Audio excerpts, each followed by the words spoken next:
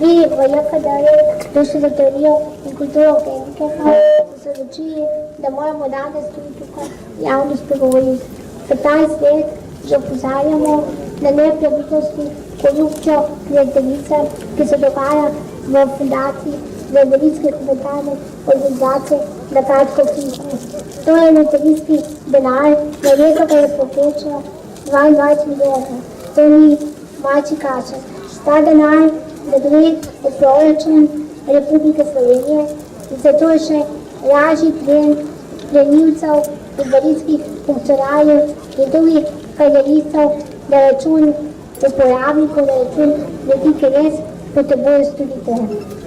Mi smo se praktično vrnili, da vse institucije v tej državi ne enkrat, tisočkrat pošiljamo dopise in dokaze in video material in tako naprej na predsednike republike, na vlado, na varuhinjo človekov pravic oziroma vsakokratnega varuha,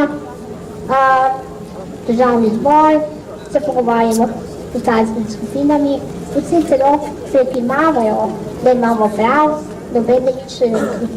Edine dve instituciji, ki so v tej letih nekaj pripomogle, je bilo Računsko sodišče, ki pa seveda pač naredi revizijo vsake 4 leta in KPK.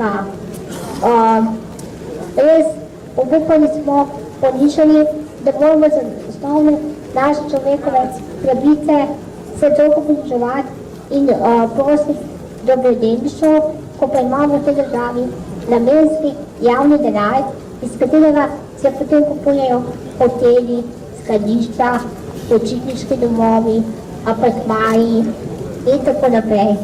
Za vse to imamo dokaze.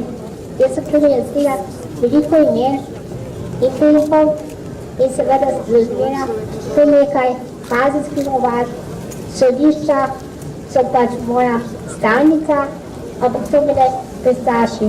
Zato smo tukaj, da bi radi pozorili, da potrebujemo vašo pomoč, da izvajamo skupaj ta pritisk, tudi mediji pogosto ta problem zelo površinsko obravnavajo, da smo pozaviti, da Televizija Slovenije je dober sponzor medijev in se to sklede. No, upamo, da boste tudi na to področje pozorni in da bomo skupaj kaj premakali. Hvala. Korupcija tiho, ne bomo tiho.